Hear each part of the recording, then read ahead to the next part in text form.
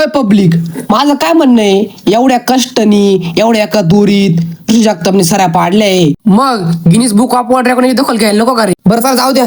रामकृष्ण अरे पब्लिक आणि शुभपाठ अरे लोक उठलं त्याच्यामुळं. कारण की तुम्हाला सांगतो पब्लिक की साथ झालाय गंमत का सूर्यदेवानी आणि मी सोबत अलाराम लावला होता 6 वाजेचा. तो म्हणे तू उठून देतो म्हणे, तशी काय अडचण नाही. पण मी अलाराम लावला त्याच्यामुळे लवकर उठलो. मग त्याला काय भूक लागत नाही देवी म्हटल्यावर.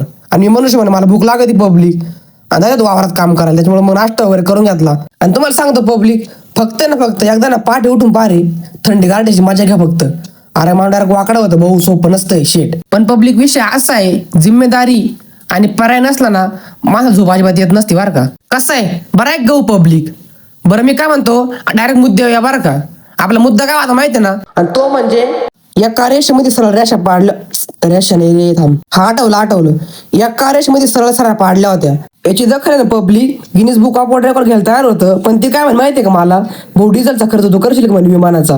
म्हणलं अरा बापरे, डिझेलचा खर्च आहे ना म्हणलं, आखी जमीन जरी तरी होणार नाही म्हटलं. तुम्ही येणार कुठं म्हणलं USA वरून. जर कधी बाय चान्स आले आपल्या घरावरून तर साईडला मागं पार्किंग म्हणा, आपल्या घराच्या मागे 4-5 एकर जिथं पार्क करा म्हणलं तुमचं विमान, आणि डायरेक्ट जेवण करून जा. चहा पाणी सुद्धा नका पिऊ, नाश्ता सुद्धा करू नका. आणि आपली पब्लिक तुम्ही पण यावं का जेवण करायला.